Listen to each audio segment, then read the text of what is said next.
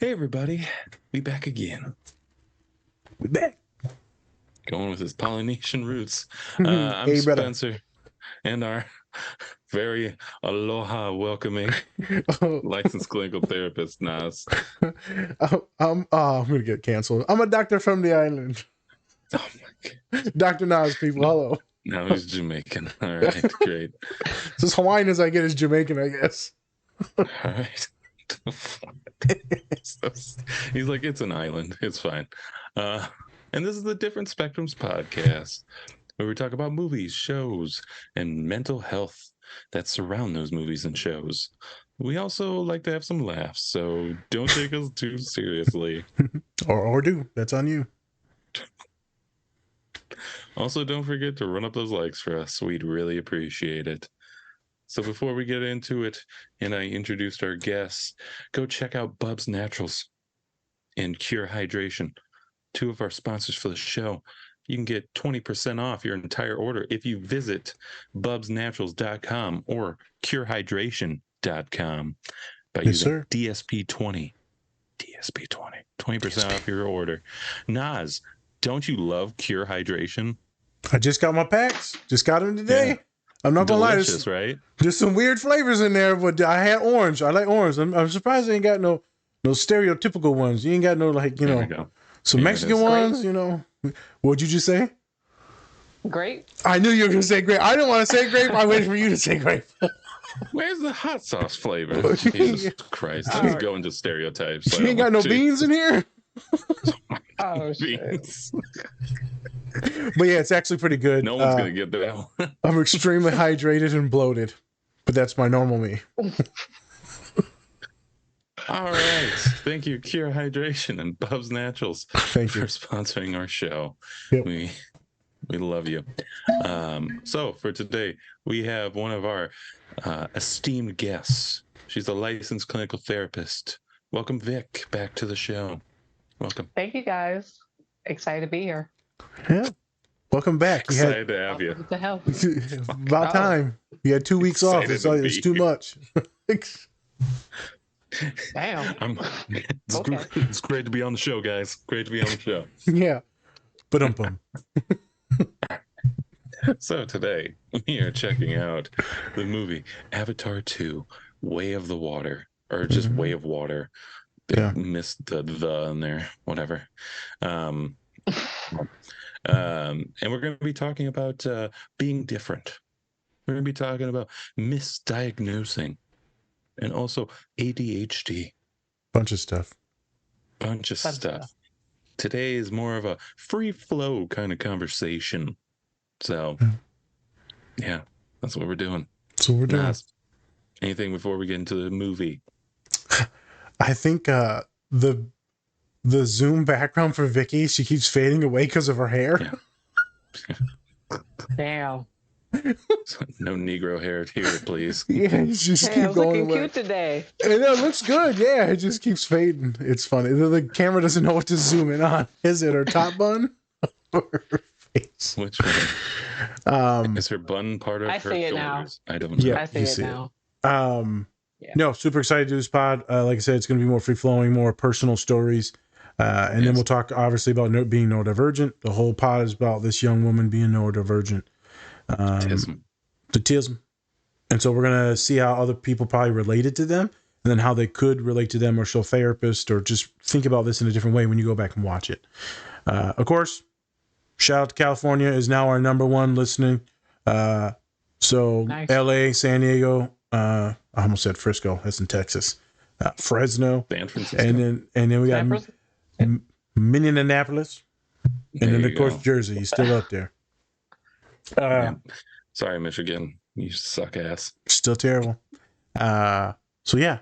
Let's check it out. Remember, folks, go into the link tree for the self-help worksheets. If you want to get into the DSP20 for the codes, it's all in the link tree. Click on those things. Take you right into a bunch of self-help. And now you got supplementation. Stay hydrated. Yeah. Let's get into the scenes. Let's check it out. Whoop, whoop. Whoop. Whoop. Whoop. I heard a little whoop from Vicky. She's whoop. Whoop. And then there goes the ghost. Yeah, her hair's just like Did your hair say whoop, or was that you? Hey everyone, before we get into the show, please check out our collaborator, Bubs Naturals. They sell a variety of health and wellness products, including collagen peptides, MCT oil powder, coffee, apple cider vinegar gummies, and other amazing products. Go to bubsnaturals.com and use our code DSP20 to get 20% off your entire order. I just ordered their apple cider and vinegar gummies, and I'm excited to try them. If you are looking for a high quality, all natural health and wellness product, Bubs Naturals is a great option. The company offers a wide variety of items that are designed to improve overall health and well being. So go check them out and remember to use our code DSP20 when you check out. And with that, let's get into the show.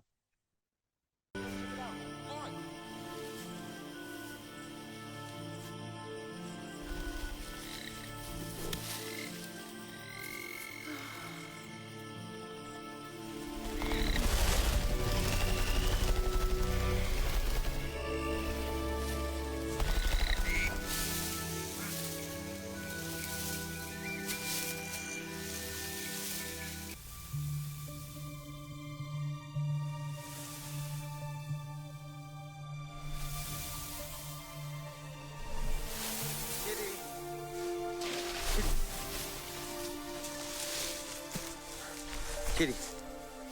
Kitty, hey. Hey. Kitty. Are you okay? I was doing that thing again, wasn't I? Yeah, you were. Kitty!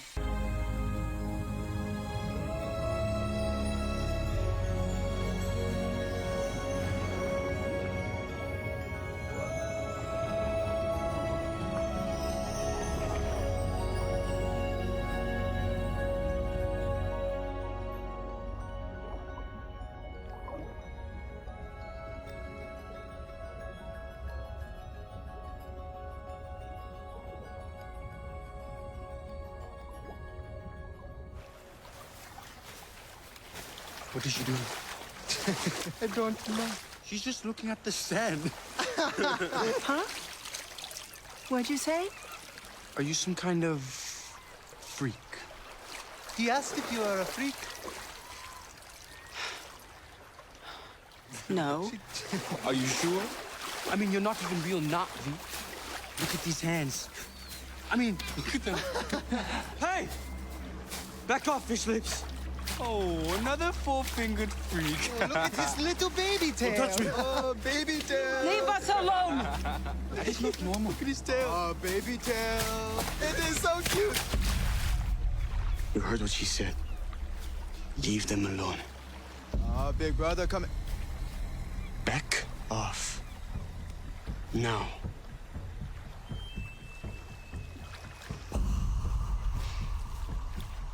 Smart choice. And from now on, I need you to respect my sister. Let's go.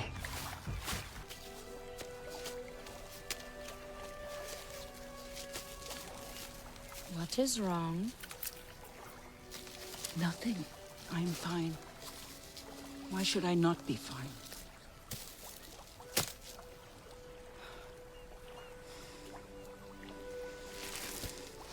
Why can't I just be like everyone else?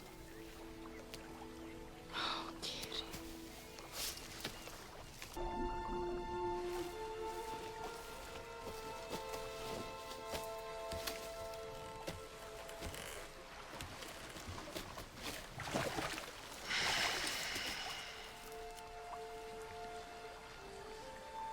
So what is it, baby girl? You missing Spider?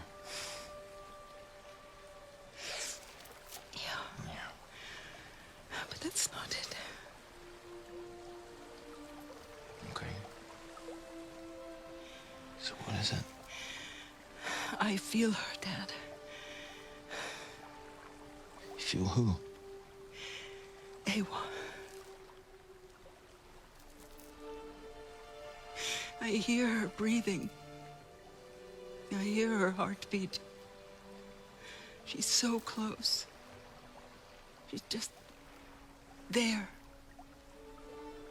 Like a word about to be spoken.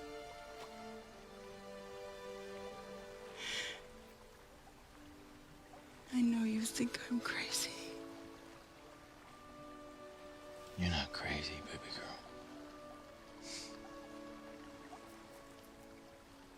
So what does Ava's heartbeat sound like?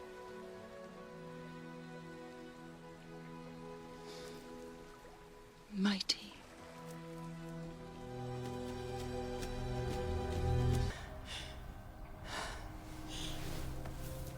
What is it, baby?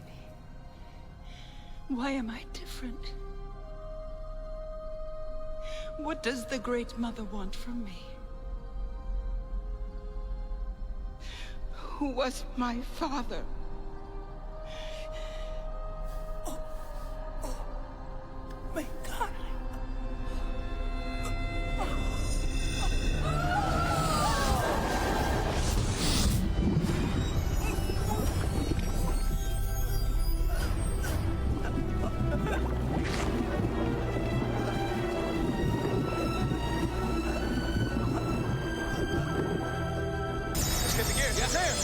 Keep them back.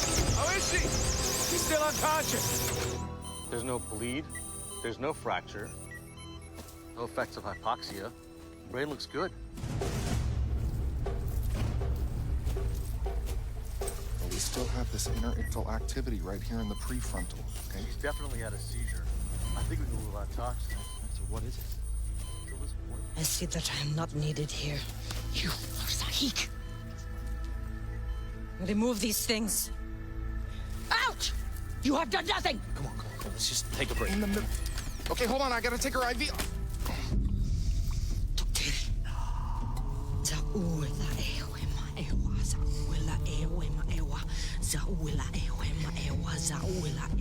She said that she could feel Ava. She could hear her heartbeat. That's what? That is classic frontal lobe epilepsy. Epilepsy. Yep. You see visions, you get states of religious ecstasy like the kind she's describing.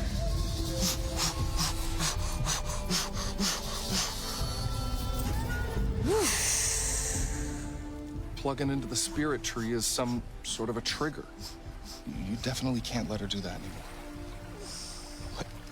Ever? Jake, if she seizes underwater again, it could kill her.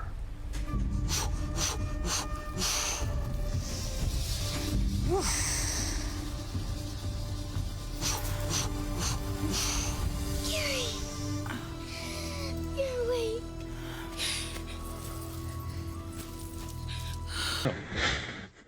We back again, everybody. We back. And we're live.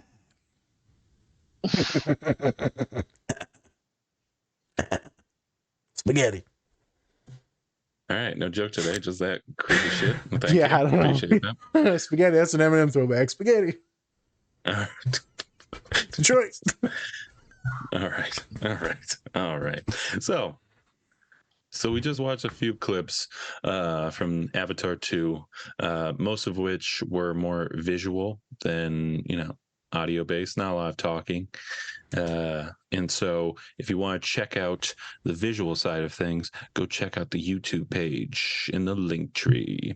Yep. So it's different spectrums on YouTube. So go Check it out. It's also timestamped, so you can go right to the scene if you want to. There you go. Most of the work is done already. Done it. Speaking for most of the scenes here, it's all about Kiri and how she's one with the nature. I forgot what the name was. The nature thing was called. She calls her mother. It's mother something. Avi. Something? I think so. Yeah. Avi, the great mother. The great mother. Sure. Yeah. So she's one with the great mother, and she can do different things with nature and can control it, or she can even kind of feel it pulsating, can hear the breathing of nature. And and so we don't get a ton of backstory with her in this film.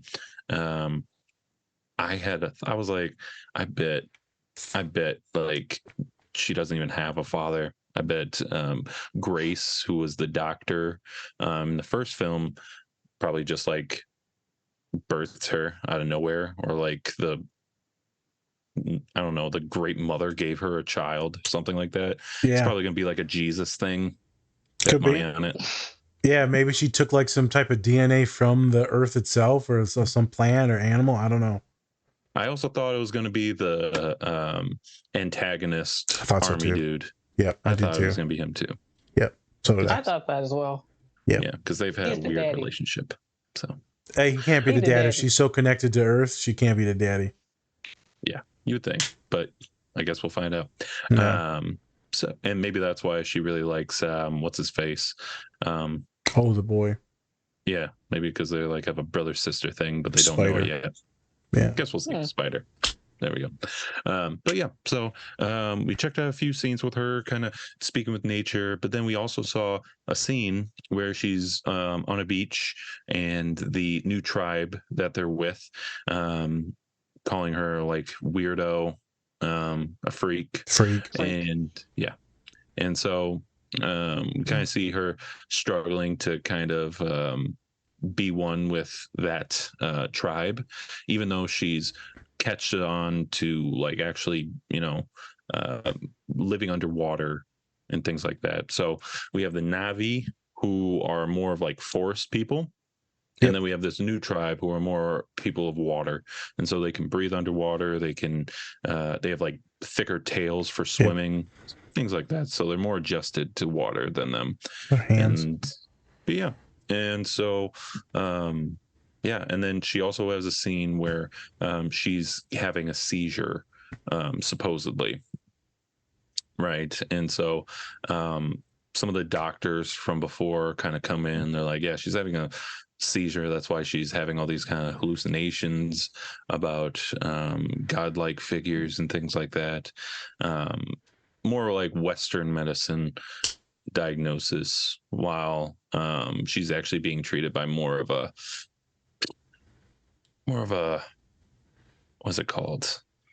I don't want to say like a voodoo doctor. It's More holistic. more holistic. There it Holistic, is. more tribal. Yep. And then that actually cures her. So is that are we speaking about Western medicine and how it's not always the best? We'll touch on it. Okay. So Naz, why'd you pick this movie and or character to focus on? Yeah, I mean, Jesus, there's so many things that we could have focused on in this movie. Tons of different characters. I mean, you've got the older brother that doesn't say anything, and that, it's all that pressure and anxiety, and it's killing him. You got the younger brother that's a knucklehead and acting out, getting attention and vivacious. You got the ma, and then you got the little baby who's just curious and having fun, just happy as shit. Yeah. It's like, wait till you get older, kid. You're gonna be depressed as fuck. Yeah. Sorry. Whoops. Vegas last spoiled the ending there for you, adulthood. Obviously, the ma's got her own issues and leaving her own place. The dad's got tons of trauma, military stuff. He talks about protecting. He goes all Vin Diesel on us. Family. It's all it's about family. Number one thing, family.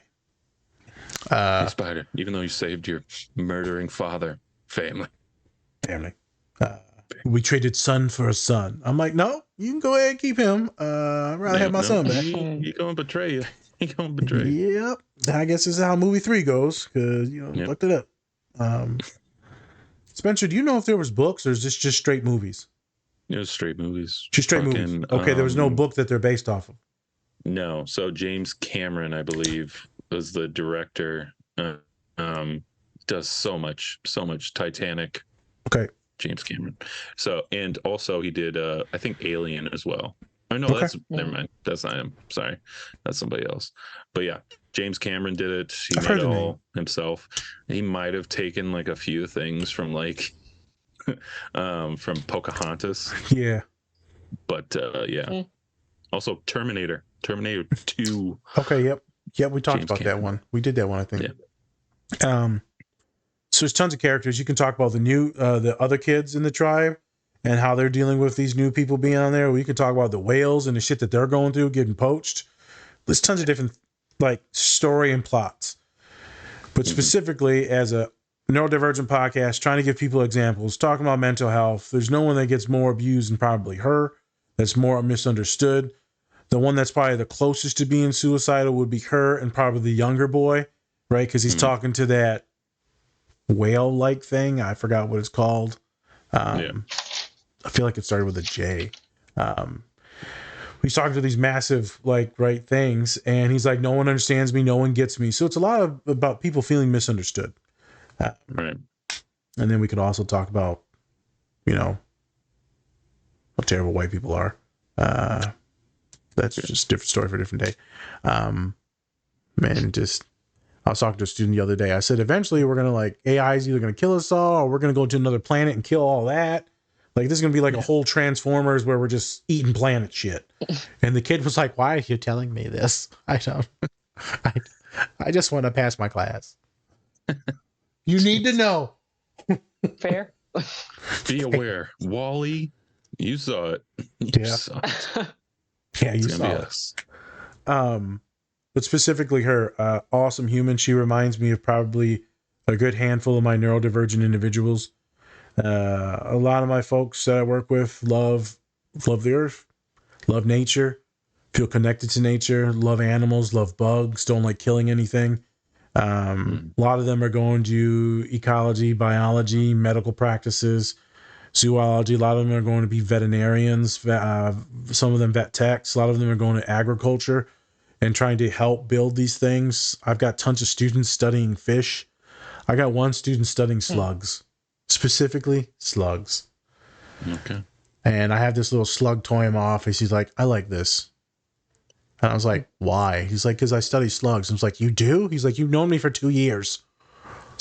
The fuck do I know what you study? I don't know you study slugs. The fuck? It's like we talk about this like 80 times. Yeah. I don't remember your name. You don't want to die, right? Okay, you're good then. So I've done my job. Yeah. Don't need to know you. Don't need to know you other than that. You're happy, right? You smiled today? Yep, you're good. You're good.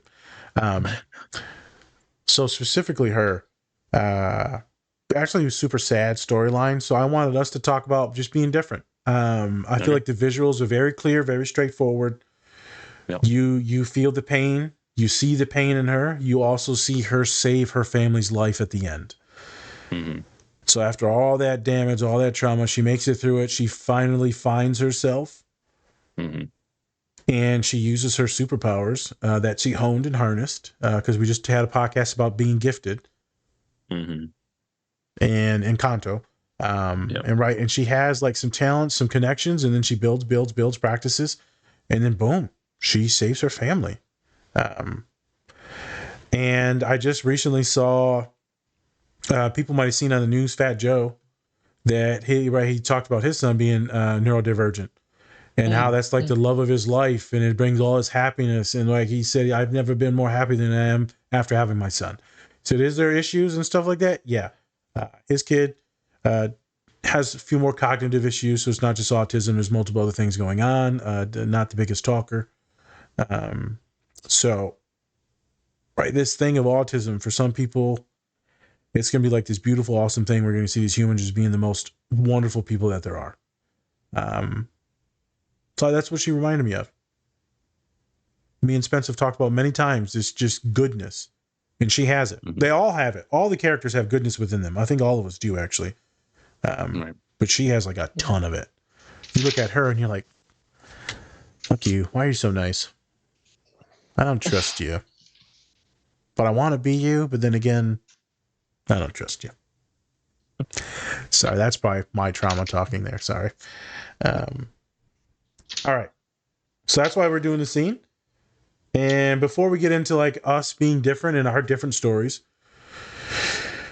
I'll pass it to Vic first. When you're watching these scenes that I showed you, because I had you watch the movie the other day, and obviously like there's tons of things you could talk about with the movie, but specifically now that you're looking back at her story, what was her story kind of making you think about in these scenes? I would have to say just her being different altogether. Like, she knows she's different. Yeah, she's still steadfast. Like when she went to exploring with the tribe of girls in the water, and she was picking up on stuff right away. Like she was naturally gifted at that. Like for me, it felt like she belonged there. And they're like, oh that. shit, like she's keeping up, and she's different, but she's keeping up. Like she knows what she's doing. So that was like the first thing when I watched it. Like, okay, like she's not struggling at all, none whatsoever, with the exception of the seizure that she had in the water. But yeah, I was like, okay, she's doing good. She's hanging in there. She's paving her own way. So I took a lot from that scene. And the well-like thing, I don't know, I forgot the name of it, but the little younger brother having the connection and helping the whale and trying to build him up, and I don't know what the whale was, a he or she, but helping the whale and saying like, hey, I get you're an outcast, but it's not like that anymore. So a lot of outcast stuff in this film for sure. there's a lot of outcast stuff in this movie. Yeah, a lot. It kind of started off that way. Yeah. Yeah. What about you, Spence? I mean, definitely with the, I think reason hugely why they're outcasts, obviously, because they're in a different tribe, but also, I mean, their father's like one of these alien guys that came out from the sky. So, and then he taught him pretty much like all about his culture and things like that, culture that doesn't exist at all on that planet. And so we really see like their culture kind of clashing, and instead of kind of just kind of going along with the like this water tribe, they decided that they want to not do their own thing, but they want to do it in their own terms instead, and kind of go against the grain instead of kind of going with everyone else and being just like, oh yes, whatever you say, Lord Water Guy. Close enough. And yeah, so I mean, when we're looking at this character, it's interesting because it's like it feels kind of incomplete, even though the movie was like fucking 3 hours. Yeah, I agree. And so it just leaves so many questions to really be answered, and he has like 3 other movies to do by like 2030 or something like that. Yeah, it's 2031. Yeah. Yeah, the main actress, like, okay, dude. The mom, she said she's gonna be like 55 or 59 by the time it's done or something like that. Yeah, and then she was like, "Yeah, I started when I was like 20 something." Yeah. So that's hilarious, but yeah, it's kind of tough with this character because like you want to have like these, you want to say like, oh, it's probably this or this, but at the same time, you have no idea what's going on with her at all. No idea. No idea. So you just know she's different. Yeah. And who knows, maybe in the next movies I won't feel like she's neurodivergent, but in this movie, she fits the prototype for so many neurodivergent individuals that are walking around in middle school and high school specifically feeling like complete shit. And then, maybe they make their money doing some hybrid work from home stuff. Maybe they're doing some online stuff like Instagram, and like maybe they're doing some public speaking stuff for only neurodivergent folks. Maybe they're going to teaching or agriculture. Who knows? But we do know the unemployment rate for people that are neurodivergent is very high. And by very high, I mean above 90%. Because it's the communication skills in the interviews that many folks are lacking. And I can't imagine her doing too well. Because I feel like she would be distracted, zone out. I feel like she would be unhappy at a 9 to 5 if we were to put her character in the real world. She might just be in nature. Yep. I need to put her in like a botanical garden or a forest and go be a park ranger or something. And I don't know. She ain't sitting at a desk. No.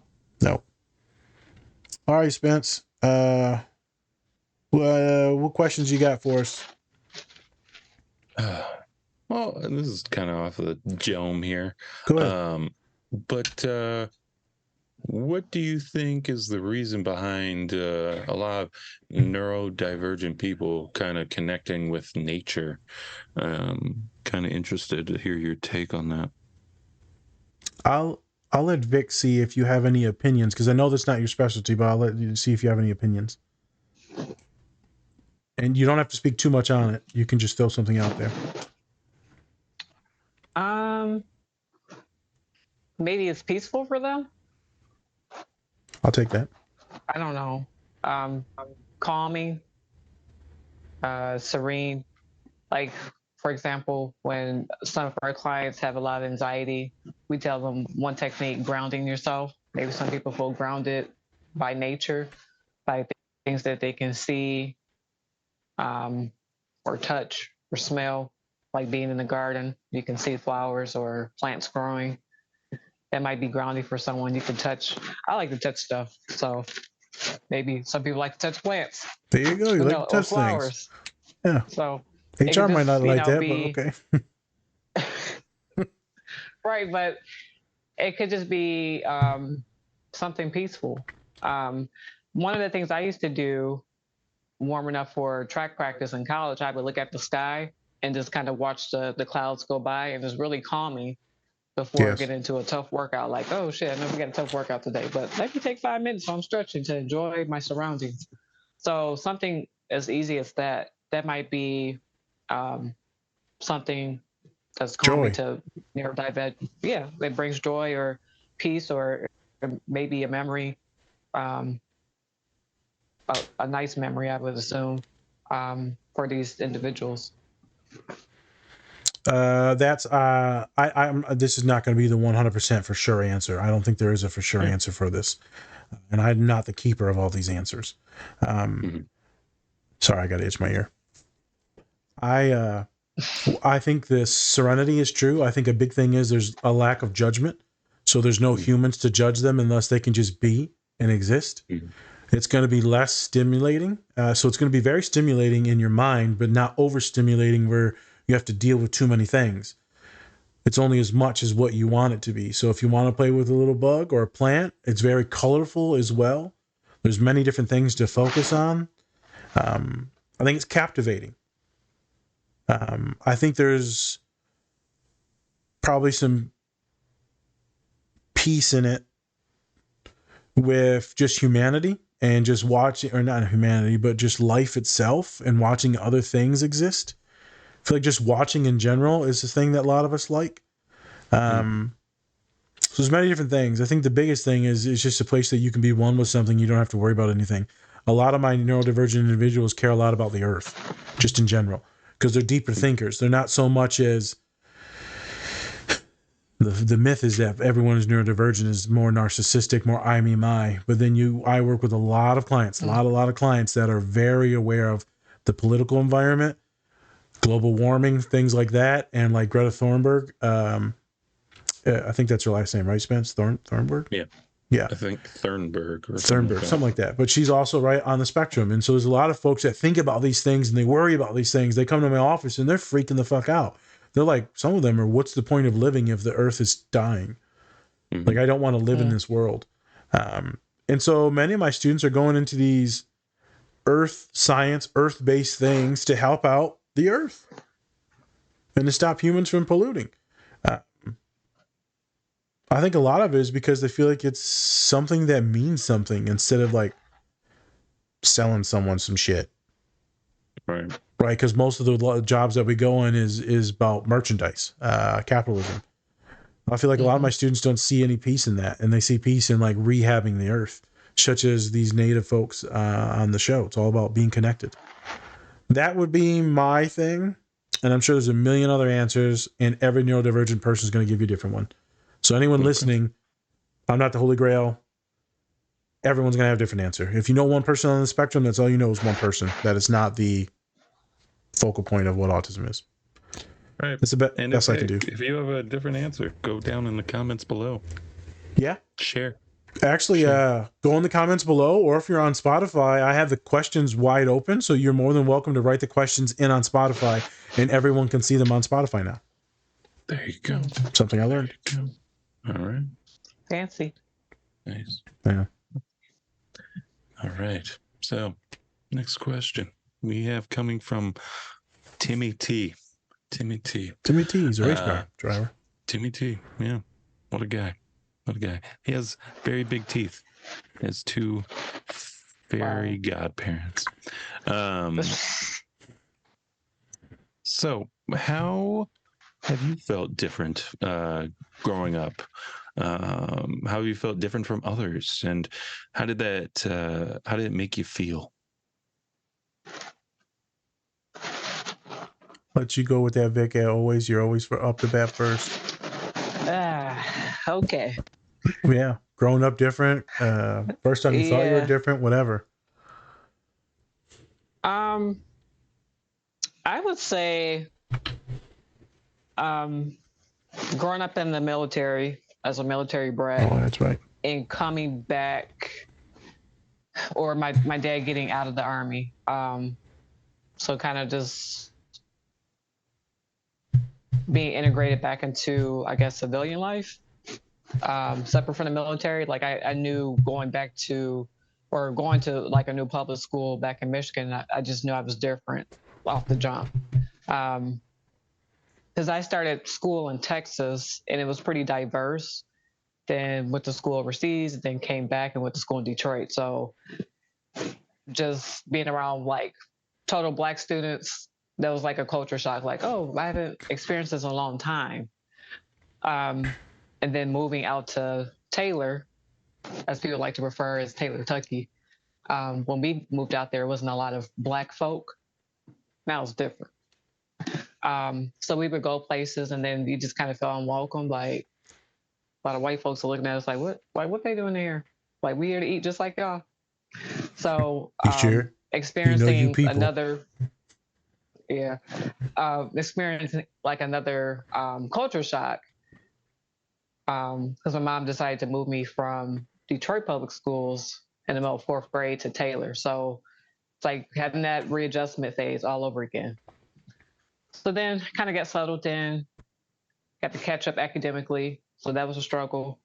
But being teased by these group of boys from 4th grade to 7th grade, I kid you not, being called Beaver because I had a gap and 2 big front teeth.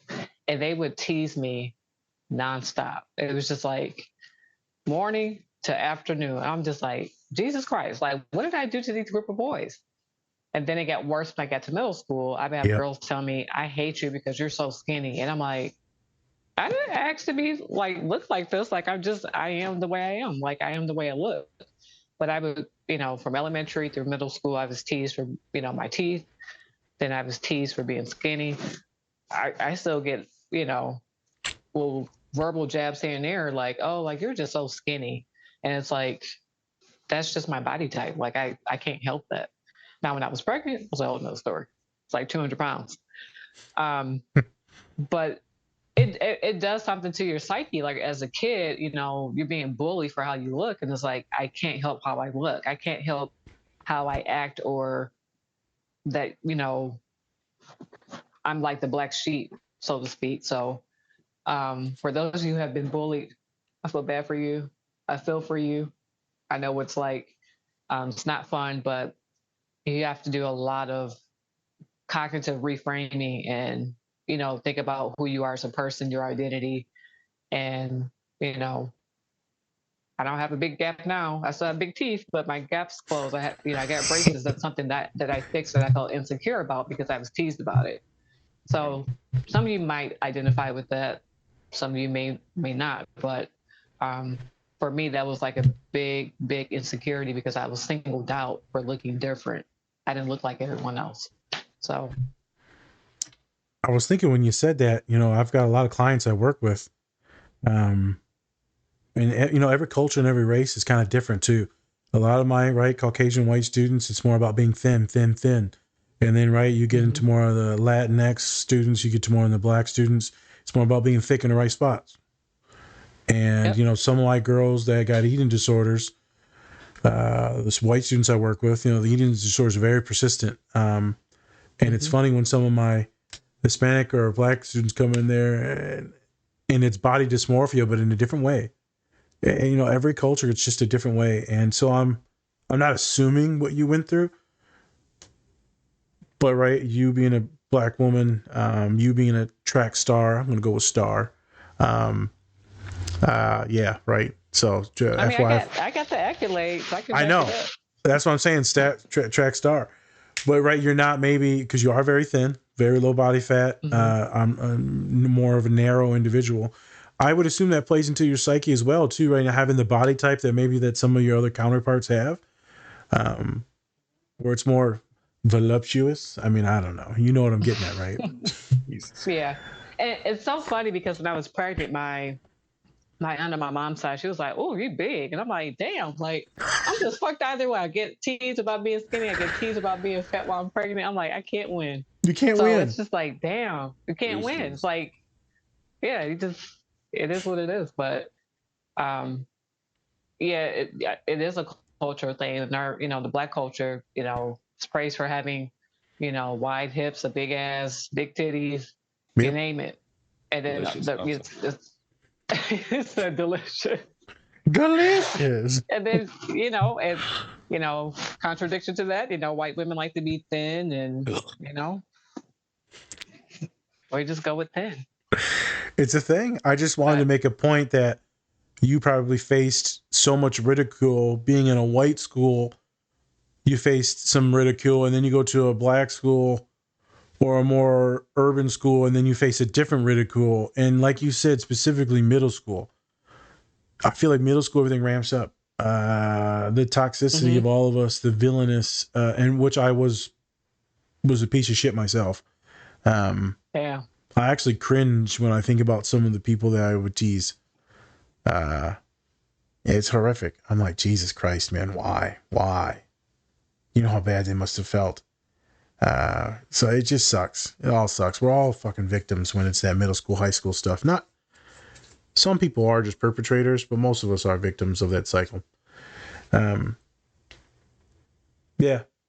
Any difference on how you feel like you're different now versus folks, personality wise, human wise, or no? You feel like you're pretty like, yeah, I'm pretty normal, because I know for sure I'm not fucking normal. I would say after I got my braces, I was like, okay, I feel like I can smile more. I feel like I'm more confident when I talk, as opposed to I'm just really shy and I'm just gonna not say anything. I mean, you can see that with anyone.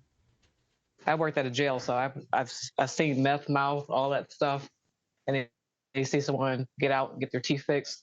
It's a complete transformation. They feel more confident, right? So, not saying that I did meth or anything. I'm just saying I had braces, fixed my grill, feel a little bit more confident. I got a little more pep in my step. So, Methamphetamine time. Yeah, that's the meth talking, girl. You got that good meth. Because that blue stuff. Yeah, we need to put that's that Nave stuff.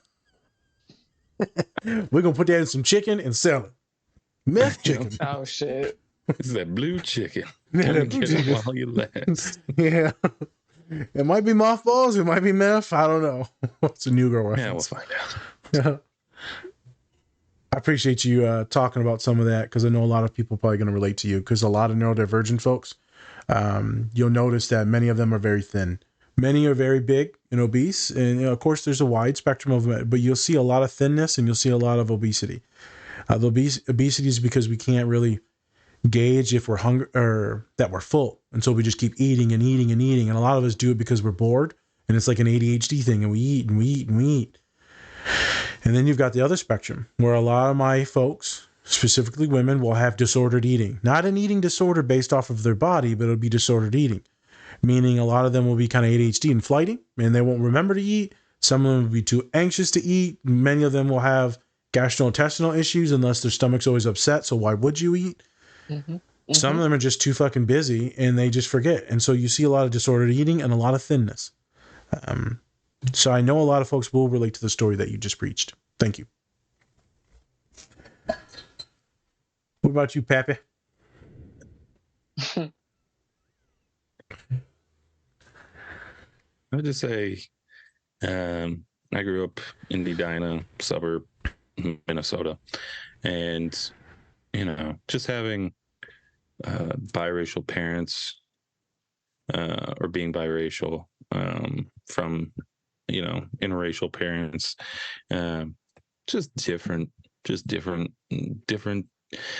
just different culture overall. Couldn't I just never really got into being I never really got into being, in a clique or in a group or anything like that, right? Even though I played sports and things like that, always felt like I was a little bit different because I love nerdy shit. I didn't really like going out or anything like that.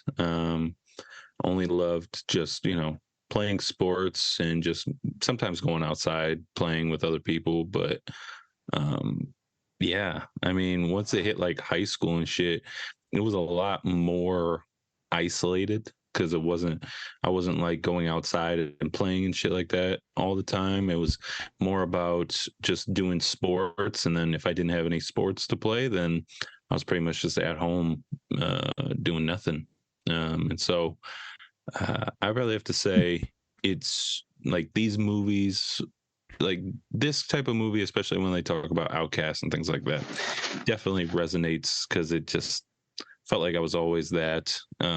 Never could say like the right things. Never really, really had a good grip on who I was, which a lot of people in high school don't. But at the same time, it just felt like I wasn't really in anyone's groups or anything like that. Now, don't get me wrong, I had friends and things like that, people to talk to, but at the same time, I didn't really, like I said, I didn't really go out much or anything like that. All I wanted to do was just play sports and, try to talk to girls, which I have failed miserably.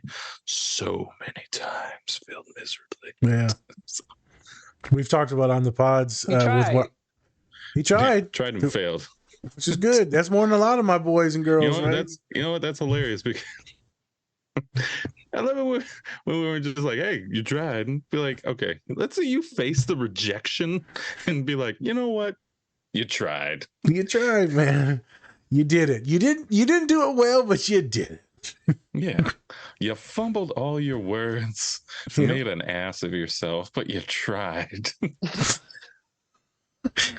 And I think we've talked about that many times with you being like socially and unlubricated, unkempt. Jesus. Yeah.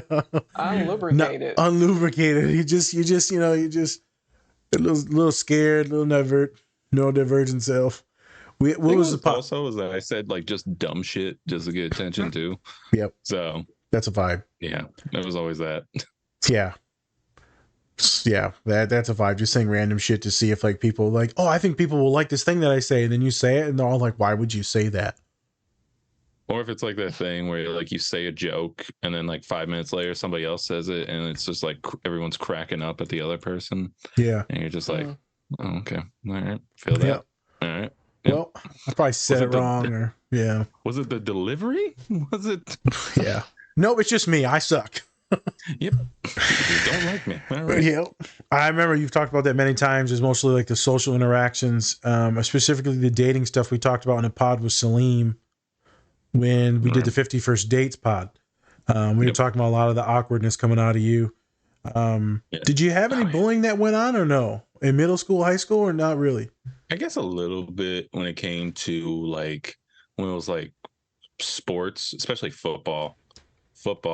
Yeah, because like I was defense, and of course I would go against these fucking offensive linemen that were just massive, right? And I was probably like 140 back then, so I was just skinny and tall. And so yeah, I remember one time, dude, like I went to go try to get around him, hit my face on the floor, and then he just sat on top of me. Yep, just embarrassing, and I was just like, this feels good right now. Feels really good. That's one of our patented moves is when you get the guy to fall down, you just you finish the pancake, you smother him with butter, and you just lay on him. Sometimes I would like blow kisses at dudes. That's an actual thing? It's a thing.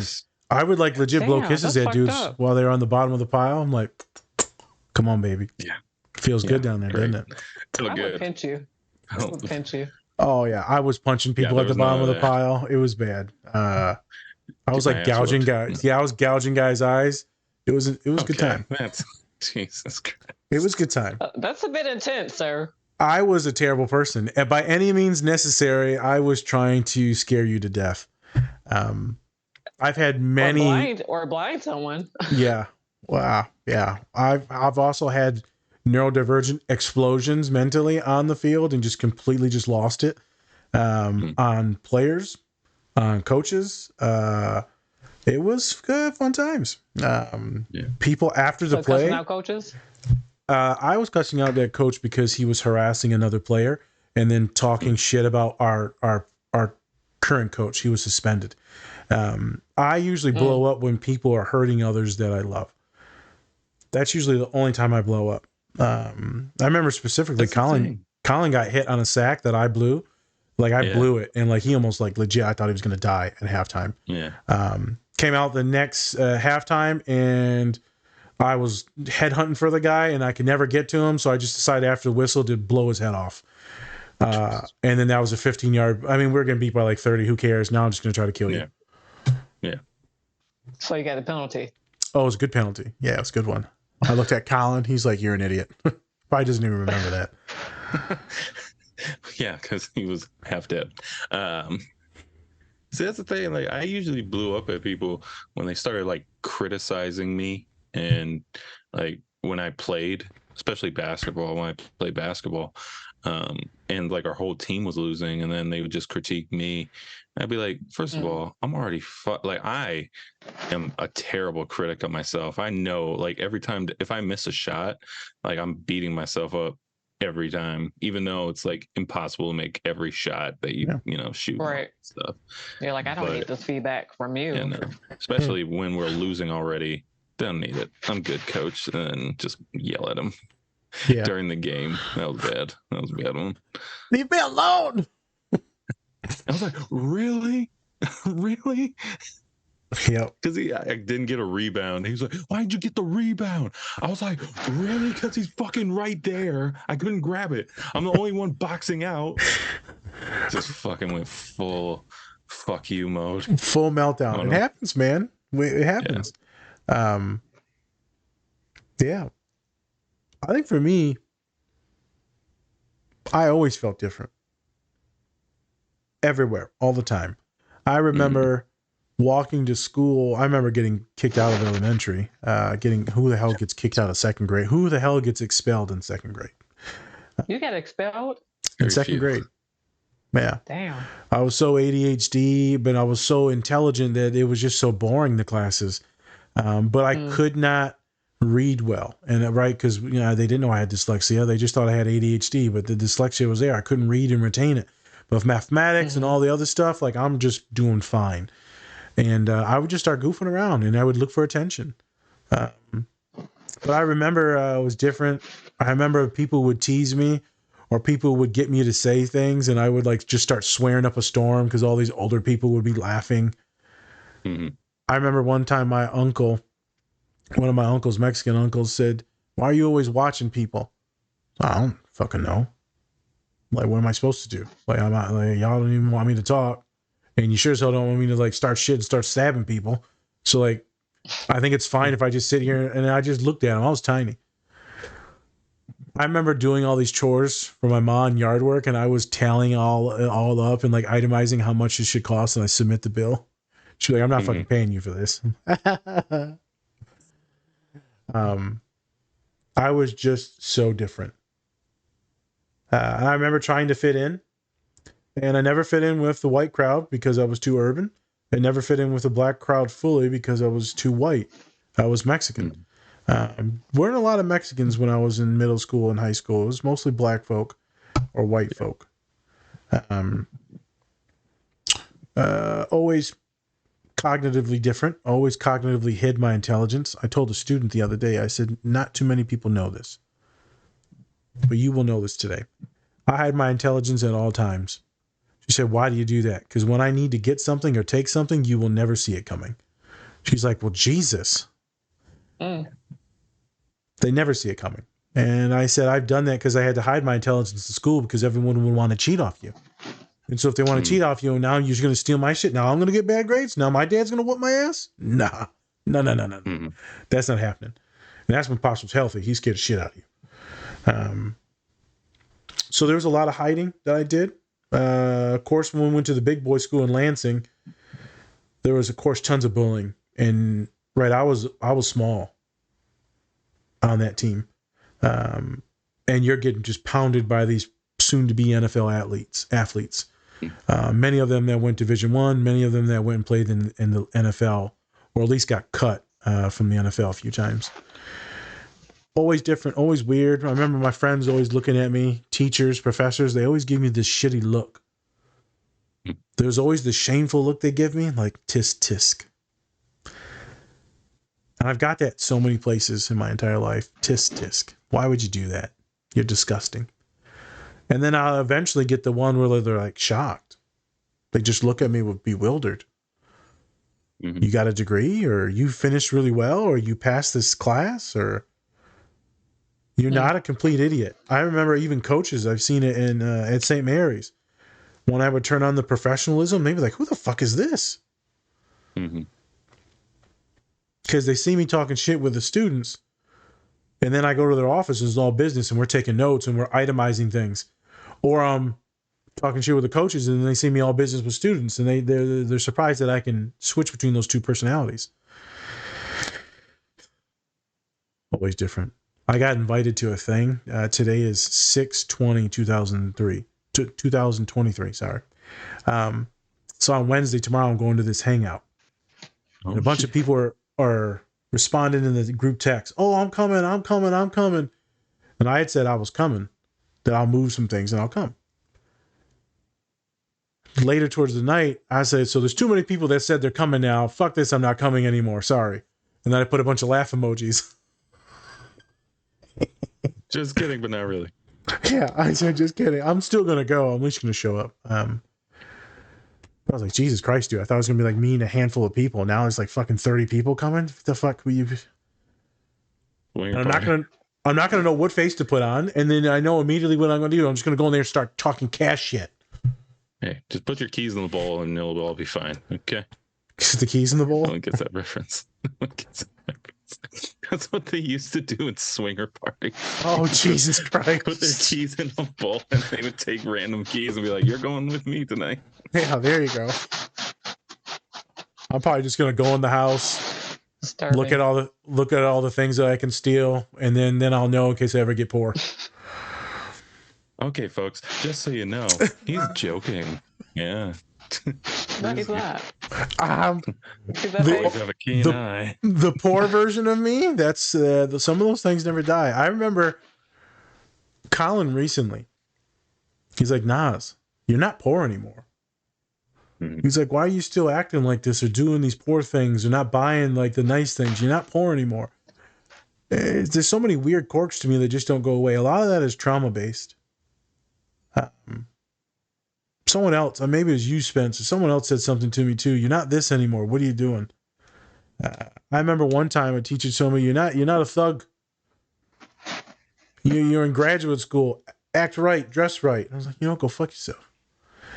I've always been different. I was bullied a lot. I've bullied other folks. I watched her scene, and if I actually focus on the emotions and I can see my clients' faces and stories and how suicidal some of them are, it makes me really sad. Her being called a freak is tough for me to hear if I put my visuals on. Her saying, why am I different, to her mother? Mm-hmm. And then again to the dad, why am I different? Like, what's going on? Am I crazy? People come to my office. Am I crazy? What's wrong with me? Mm-hmm. Ain't nothing wrong with you, kid. You're just normal. I told a student the other day, I said, I'm going to tell you something, Mom. I'm autistic. And he said, man, I relate to so many of the things you said. Maybe I'm autistic. I said, we ain't got enough time to talk about that. We'll get to that next time. Wow, Dragon Ball Z'd him. On the next episode of Dragon Ball Z. I said, girl, is let's he talk autistic? Obviously, yes. But next time. I said, girl, it's a good chance, girl. It's a good chance. I got one kid now that's fighting on it tooth and nail. And I'm like, every time they say anything sideways, I'm like, you're so autistic. She's like, no, I'm not. I love Cole. I have one friend who I'm like, you're autistic. She's so autistic. She keeps on like, why? Give me a full explanation of why I'm autistic. I'm like, this is it. This is it. This is it, Why don't you understand this? This exact scenario of words that you just uttered. I need to know the exact symptoms of being autistic. I'm like, I can't. You're doing it. It is. The humanity that you present is neurodivergent. all right. So I'm going to go on a little spiel here. Yes. We see her spiel with her, the character, so folks can relate to it. There's the folks that are going to be neurodivergent, that in the first scene, she kind of just playing with stuff and bugs and plants. You could see that as being connected to Earth. You could also see that as being ADHD and just kind of zoning out. Some folks will call it maladaptive daydreaming. And then she ends up falling asleep because she's so peaceful. So kind of like Vicky said, she would just kind of look at the sky and be relaxed. Well, she's so relaxed and regulated that she passed out. That's one of the more neurodivergent things that you can do, is kind of just be lost in your own mind, having some fun, and you're just like, I'm going to sleep. I used to stare up at the sky and the clouds and watch the trees blow and the leaves blow and just listen to them. And I would just lay in the grass and just pass out. That felt like a lot of the symptomologies of someone being neurodivergent, ADHD, different, being more mindful and in the moment instead of everyone going, what's next, what's next, what's next. Her seizure is also a common sign or symptom of epilepsy that folks have that are on the spectrum. Could be triggered by sleep issues. Obviously, it's a neurological issue. Could be triggered by the different chemical imbalances. Specifically in here, is triggered because she got overstimulated. So if you look at that seizure scene, and I know it's kind of scary, but I wanted to leave it in there because you can see her like veins or her nervous system kind of like spiking and like being super glowy. That's an anxiety attack that some would have. Or when you're neurodivergent, you're having a full-on spaz out or meltdown or emotional breakdown. That would be you in that scene, is being completely overstimulated and kind of seizing mentally. Fast forward until the doctor's trying to help her. You could imagine that as, someone that's not neurodivergent affirming, someone that's not known with what autistics go through, or the symptomology of someone that's autistic. And they'd be like, oh, that's just OCD, or they just had an anxiety attack. It's not a big deal. Here's some meds. You'll be fine. And then you come to someone like me. So you were overstimulated. By what? Oh, it was by this. Oh, okay. So let's talk about why you were overstimulated. And now that we know it's this thing, and maybe now that you might be neurodivergent, let's avoid some of these things. That way you're in these less scary situations more often, or less often. Maybe let's prepare and make sure that you're already accepting that these situations are going to be scary, and then take your breaks when you need to. Someone that's neurodivergent, like aware and affirming, will see their clients in a different viewpoint than just pathologizing everything. I was talking to a human the other day. I said, let me pull out the book. He said, why? Because I want you to know the names of what you got, because no one's ever fucking told you. And there's power in knowing the names, because now you know you're not crazy, right? There's an actual name for it. So, right, we go through generalized anxiety, major depression, and then PTSD, but a medical PTSD. And we go through this stuff, we work through it. He talks about why he's having these visions and all these things and freaking out about car accidents because the one that happened before. We talk about how it's manifesting in just being terrified of driving. Well, this is a neurodivergent mind. Something happens, you're triggered, and now it's reoccurring all the time. About social situations like me and Spence and how we're kind of fudging it up, and then it makes us avoid and recluse. And I shut my office door and I want to talk to no one. And people will be like, you're so vivacious and you're so fun. And I'm like, yeah. But it's a mask. When I need to be. When I need to be, because you're dealing with the mask. So that was one thing with her being neurodivergent. Multiple things. As being misdiagnosed or over or underdiagnosed with things. Also, if they would have put her on seizure medications, it could have been bad. Some seizure medications are antidepressants or ADHD meds, but still, it could have been bad. Things to keep in mind when you're looking at folks that are on the spectrum. There's so many complexities. Her specifically feeling crazy and zoning out is probably the most common thing that my students have. Because there's always like we just saw the basketball player, right? No. What's his name? It wasn't Thonmaker. That's a different dude. Which one? The dude from the Bucks and the Pistons that just got diagnosed with being on the spectrum. Snell. Tony Snell. Yeah, not Thonmaker. They almost look the same. Jesus Christ. They do.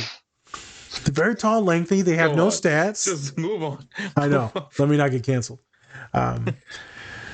Tony Snell got recently diagnosed. He's an NBA player. He was on many different teams. He's mostly known as a 3-and-D person, shooting threes, playing defense. And he got diagnosed with being autistic at the age of 31. Black individual. But he got diagnosed because his 18-month-old son got diagnosed.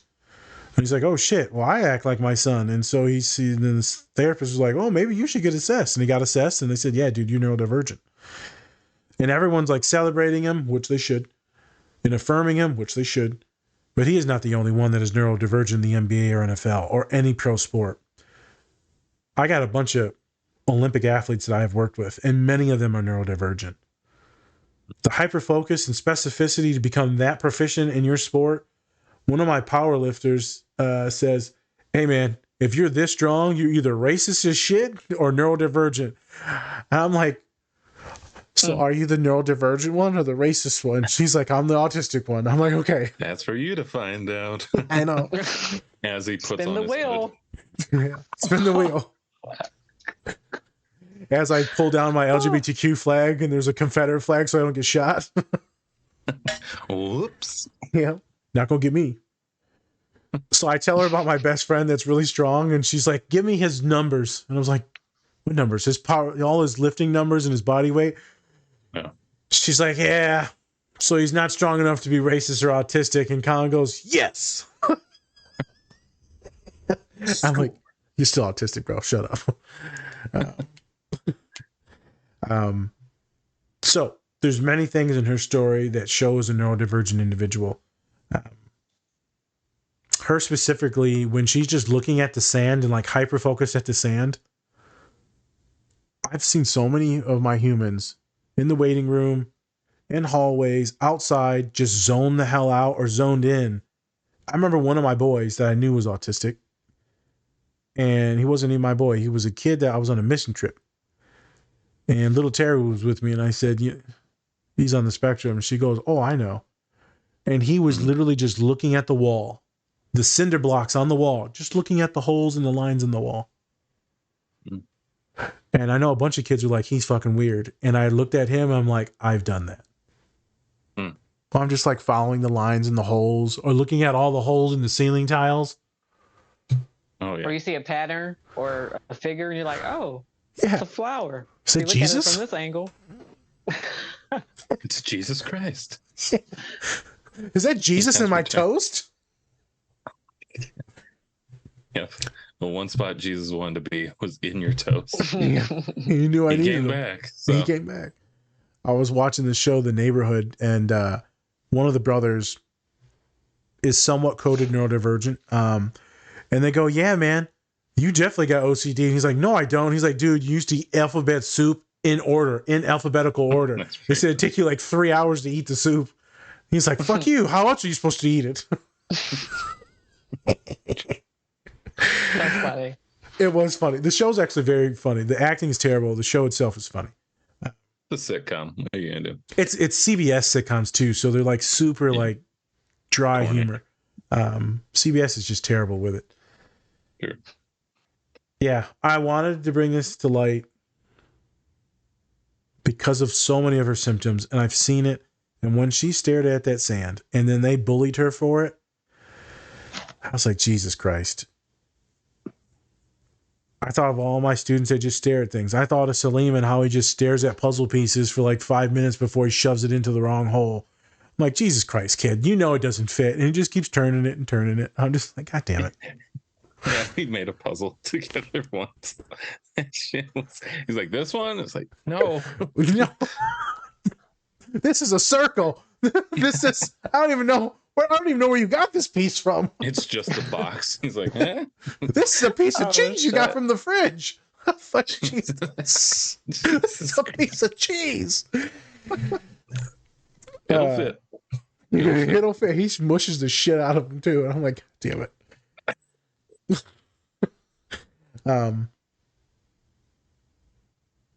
I think if she grew up in the real world, I think she would have a lot of mental health issues because a lot of people would see her as legit crazy and misdiagnose her, and she would be very reclusive and alone. Last thing, and I'm done. I remember talking on a panel. There was a bunch of different therapists. Some of them were from Indiana University.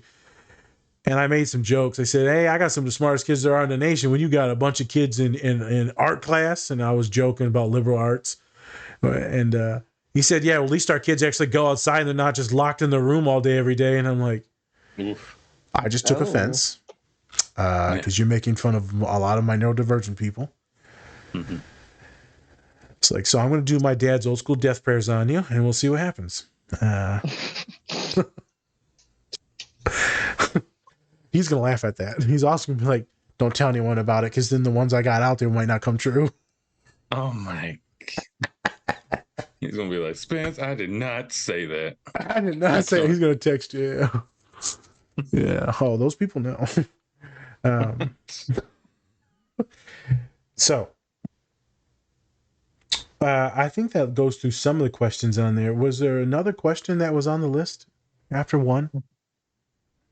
I mean, let's talk about her seizures and misdiagnosis. I don't think we really got into depth about that, like the misdiagnosis overall. So I'm going to kick that over to Vic because you brought up a very good something to talk about that I think others might be interested in, and then I'll finish it off with some with the affirming stuff. Okay. So I kind of brought up when we were watching it, I wrote down ancestral practices or tribal practices or having a holistic approach versus Western medicine. In the one scene we can see there was medical aid brought in to help Kiri.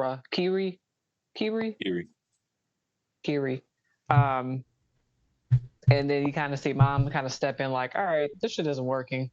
Let this lady do her magical, mystical stuff and see if this helps bring my daughter back. So coming from like a counselor or a therapist standpoint, we have different clients. So if they have any medical issues going on, you can't always just say, oh, go to the doctor. They might have some different practices or upbringing or things in their culture that they might want to, adhere to or try out to, help with any physical ailments or anything like that. So just being mindful that Western medicine shouldn't always be the first approach or go-to, and maybe kind of treating from a different approach. And I personally, sharing this, I've had a couple seizures. The first one I had was very, very weird. And I just remember being out of it, body was rigid, but I remember walking through a vibrant nursery, like everything was bright, flowers, plants, everything was just like beautiful. And then when I came to, I was just like, damn, like, is this what death is like? So it's just weird. There's different types of seizures, so a lot of people don't know that. If you're dead, many different types of seizures. Are we dead? If you're dead, that means we're dead because we're in your world. Yeah, this isn't real right now. This is all the Matrix. Right. What is real? Continue. It's scary. It's scary shit. But thankfully, I don't have to take any medication. Good. Everything's kind of ruled out, but it's scary. So for those of you who have epilepsy or any other forms of seizure, what are the forms? Definitely get that checked out. There's so many. So you have like grand mal. You have some that are called tonic, clonic, where you kind of just spaz out and you're like fixated on looking at something. and you're kind of out of it for like 10 or 20 seconds. So it kind of goes along with what you were saying earlier, like people who kind of zone out or they're looking at something and it could be seizure related and not even know. And you have the grandma where people are like shaking and there's for those of you who are CPR first aid trained, do not put anything in anyone's mouth when they're having a seizure. Don't do that.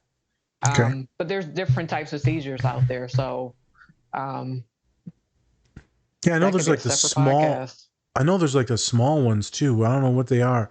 Because I remember when the psychiatrist said, "Are they having seizures in your office?" And I was like, "Fuck, I don't know. What the fuck does a seizure look like?" It looks different because we normally think of a seizure as someone on the floor shaking uncontrollably. That's one form of a type of different type of seizure. But you have those that are, people are just, their body is rigid. They can't move. Their body is stiff. And then you'll have some where people are like literally zoning out. And it looks like they're daydreaming. That's what one of my kids was having in the office. Yeah, that's one of my kids. And I thought he was just having like a panic attack. And he was looking at me. He's like, "It's happening right now." I was like, "Shit, what's happening?" Like, bro, we just sitting here. And it wasn't nothing scary that we were talking about. And he said he was just like, boom, he was gone. Yep. And so the psychiatrist was like, "Man, I think he's having seizures." And so I had to send him to case management so they could like get him to work with some medical doctors instead of psychiatry because it's a medical issue. From after listening to more of what you heard, I mean, the psychiatrist is like, "Dude, he's having seizures in your office." So it's like, Jesus Christ. I had that happen to me a month ago. A lady, they took off her Capra and she was in the office and she was just word salad. Like she was just, and she was like, she couldn't get out her words. And I was like, I had to email the nurse, like, "I need you to come assess her now because she came off her Capra and she's in here. It's not a medical issue per se. We're trying to rule that out if it's mental health or medical." And I'm like, "I need you to reassess her. We might have to call the ambulance." I had to call that a petitioner to the hospital because she was that unstable. And her husband was like, "I don't know what to do with her." And I'm like, "We got to get her back on some seizure medication because she's just incoherent. I don't understand what she's saying." And she's like, emotions all over the place, up and down. She's smiling, she's laughing, she's crying. I'm like, yeah, this is not normal. No. So I would always say, if something's going weird in the body, and if part of your culture identity is to do more holistic healing and health, that's awesome. And then also make sure that you're seeking medical advice. If something is feeling off, listen to your body. Do what you need to do to seek consultation and advisement. I was thinking about me and Spence. We've had a conversation before with people that are more religious. And I think we did on a different pod. I have the visual of it, but I can't remember what pod it was or what we talked about. But it was like people won't take their children to get medical care because they're so religious. And like, God's got it. I had a client come to me recently. He said, "Yeah, they sent me to a Christian counselor." I said, "Hey, I mean, I'm not going to knock it. Did it work?" They said, "No, they told me to pray on it." I was like, "Okay, that's not how anxiety or depression works." So I believe Jehovah's Witnesses have that where they can't take blood or blood transfers or anything like that. Oh yeah, I think that's the thing. Yeah, the blood transfusions and stuff. Yep. Yeah. You can't take any blood, which is fucking scary. So. Yeah. Because what if you need it? What are you going to do with your child? Like if you're bleeding out or something and they're like, "Well, Jehovah's Witness, like, what can we do? You're Can't screwed." do anything. And I know there's other religions and cultures too where like we're not doing that. Oh yeah. And that's scary. So if you're a kid that needs medical attention or health, like there's places that you can go. Look up some of these nonprofits that have to take you and assess you at least. If you get a bill, I'd rather you be healthy. I mean, you're not suing me for this shit, but I'd rather you save your life than prolong something. Yeah, it depends on the state. I think Michigan, if you're like 15, you can go. I mean, they're still going to put your parents' information down and look it up, but correct. If you need mental health services, we can't deny you mental health or just physical health if something's wrong. But yeah, I always say seek medical consultation. I've got clients I'm working with now. I'm like, okay, this is out of my scope. There's some stuff going on here, right? There's some, your cycle's not happening and it's not an eating disorder. You haven't been to the doctor in 2 years. We need you 20. Yeah, you got to go. You got to go to the doctor. You got to figure out this hormone stuff, get your blood drawn, see if there's anything weird going on. right? Because we can do therapy and some holistic healing and like nutrition. I get that in exercise. Yeah, it's awesome. But there's also some weird shit going on. We need to get checked out. Thyroid, vitamin D, all the B's. Like, we just need to check it out. And then I can recommend you see the psychiatrist for anxiety medication. But we need to get you having your cycle normally for the first time. Because if you're not having your cycle, that's messing everything up. Hormonally Really messed up. And so I think that's kind of what we were talking about is Spence is the holistic thing, medical care, and then also being neurodivergent, making sure that you're seeking someone that actually knows what the hell they're talking about with neurodivergent folks, or at least is not just going to push you away as being borderline personality disordered because you're dysregulating and like blowing up like I was, or maybe you're self-harming, but there's reasons why you're doing it. And you're most likely probably overstimulated. I can guarantee it, you're overstimulated unless you're finding ways to cope, to soothe, but some of them are going to be not good. Yeah, that's that. Tidies up that question. All right. It also, last question that we had was talk about her kind soul and value for all life. I think we kind of touched on that. Did. With especially when we were talking about just nature and autism kind of coinciding together. Yep. And don't get it twisted. You'll find some folks that are kind of assholes or standoffish, or maybe they're going to read a lot of crazy shit on the internet and they're going to be like these little incels, like you're hating everyone. Yeah, there was a news story saying that there might be like this thing coming where the internet will go out for like 6 months or something like that. And I mean, people are gonna lose their shit. I hope it happens. Don't get me wrong, I love the internet for what it does, right? Love it. But at the same time, there's always that thing when you do something a little bit too much, and it just, I think we've hit that too much. I think we've hit it because so many people, it's just too many communities to where anything can just be talked about. Like, look at flat earthers and shit. Like, let's be honest, 20 years ago wasn't even a thing. Wasn't a thing. Now it's all gotten, because so many people are just like, see, look at the science, even though it's not really science, and then go here, and it's just fucking stupid. It's just, we have become so dependent on the internet. It's fucking crazy. And lost. We doom scroll, and a lot of my clients will be lost in some really scary stuff. Yeah. And you take someone that is kind of naive to some things, and it can get real sketchy. I'm not going to lie. I do have, my Xbox has a DVD player, so I'd be able to make it and put something on replay. But that's what I'm saying. I got so many DVDs and VHSs. That'd be fine. You'd be okay. Yeah. Vicky's got kids to keep her. Yeah, it'd be hard to talk. Vicky's got kids at least to keep you distracted, so that's good. Yeah. Go outside and play. Old school. Yep. Let's go to the park. Yeah. And you got a new sugar daddy, so you got entertainment too now. Free entertainment. Someone sent me a picture. I'm going to post it to the Instagram. It's like this dude. They're like, how do you relax? And it's this dude just laying on his bed with a bunch of teddy bears. And they said, Nas, is this you? Yes. Yes, it is. Yeah. My Winnie the Pooh's just sitting there. You just cut to. Yeah. So, yeah, we can cut to, is there anything else we wanted to tie up? Because I had a bunch of things about us being different. Or maybe here, this is what we'll leave on. Is what would be your two's advice for people that feel different, that feel awkward, out of place, mislabeled? What would be your advice for them? And then let's get out of here. Sweet. So on your mark. All right. So our advice for people that are different. Yeah. What are you thinking? For me, it would be, as long as you are not harming others, keep on being different. Honestly, it sucks, especially middle school, high school sucks.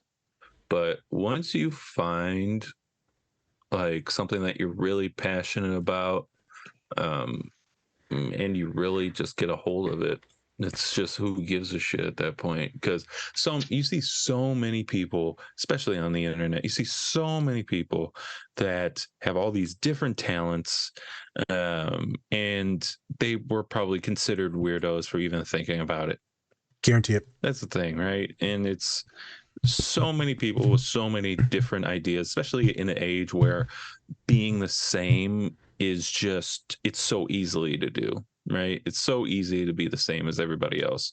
You can wear the same Lululemon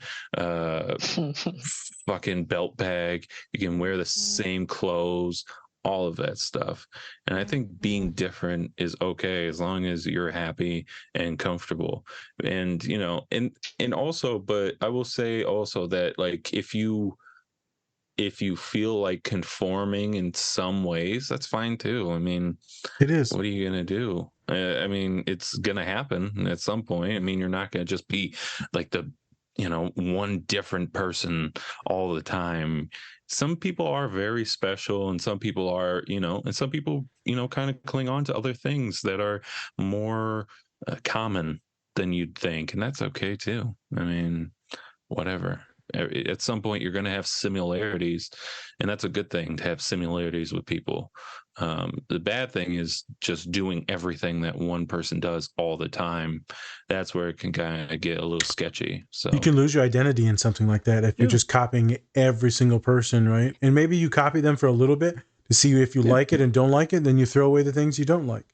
Exactly. But if you're just following, you'll become so dependent and so scared to step out. Yeah. I'm going to vibe off you real quick, and I'm going to throw it to Vic. I was watching the show, and there was all these masculine dudes, and he said, I wanted to be this when I grew up. And then all the guys start opening it up, and it's a comedy. And he was like, I wanted to be a ballerina. And they all start clowning his ass, like, oh, man, you soft. And Dan's like, man, shut up, dog. I'll shoot you.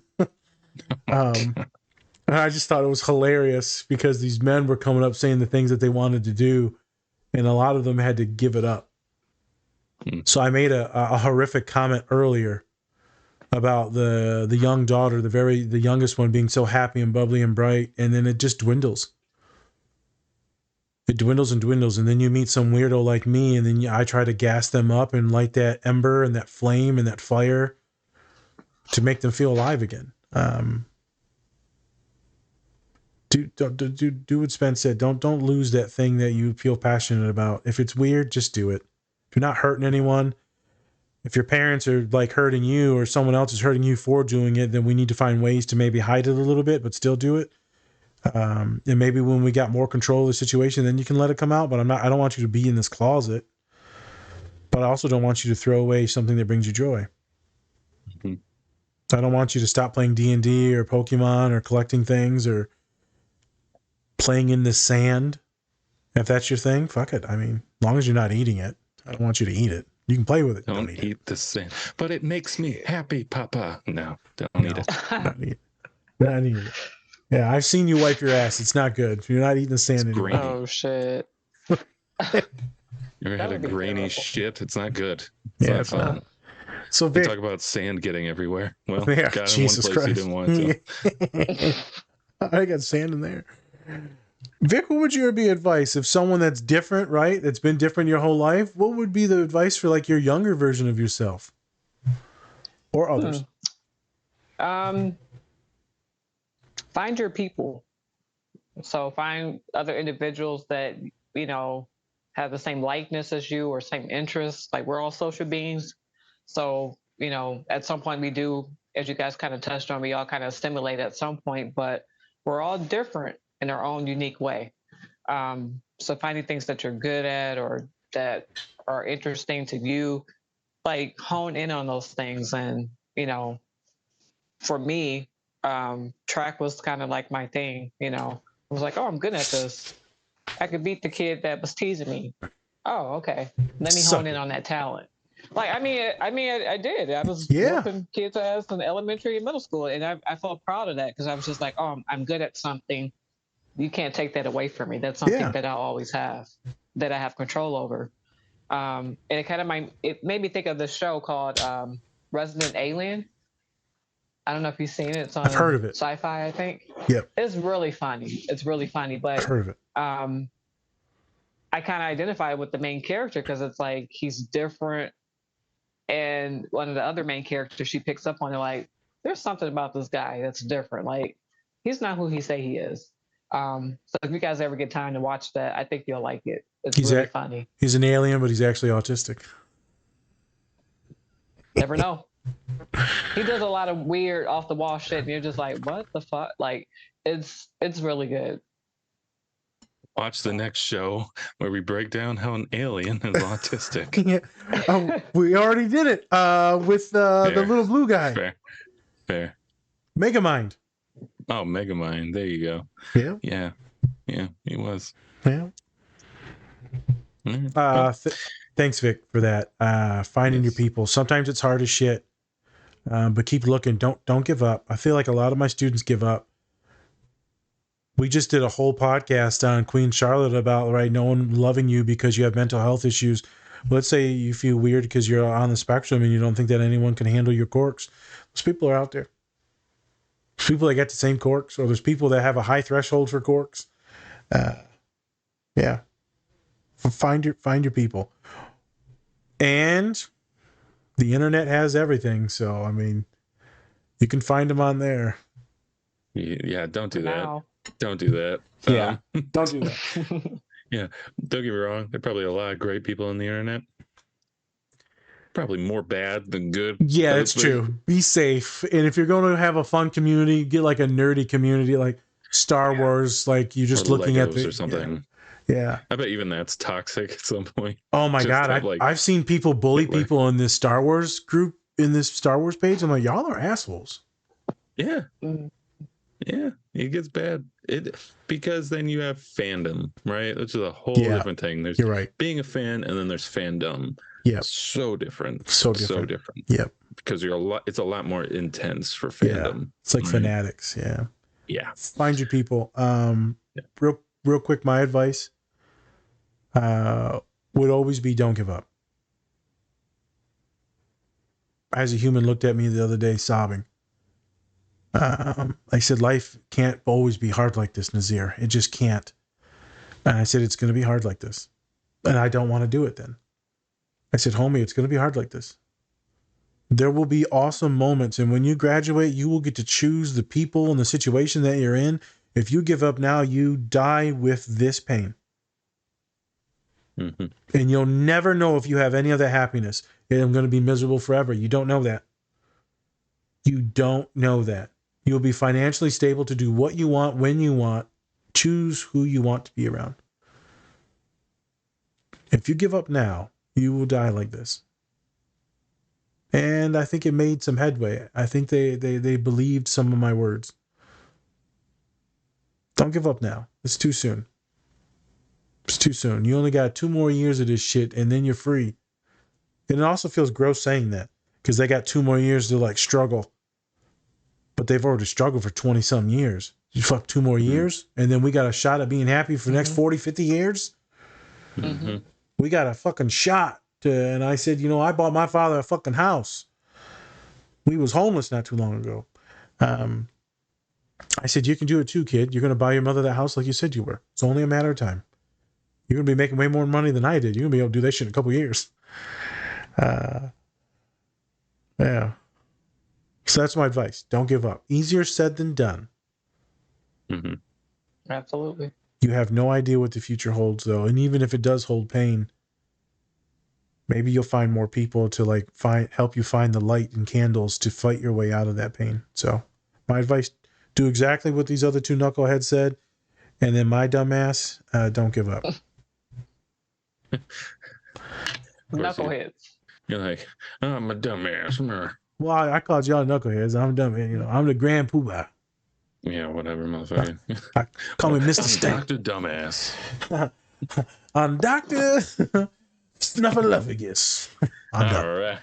On that note, thanks everybody for joining us today and watching Avatar: Way of Water. It always fucks me up. go ahead and check out Bubs Naturals and Cure Hydration. Use our code DSP20 to get 20% off your entire order. 20. Also, remember, go to our shop. We have a ton of different merch that you can buy. Shirts made by hoodies. him over there and me over here. Yep. Made a bunch of stuff. Hella autistic. All the tism you can think of. Yep. I'm trying to make a Roy Kent shirt, but we'll see how that goes. Yeah. So we'll see.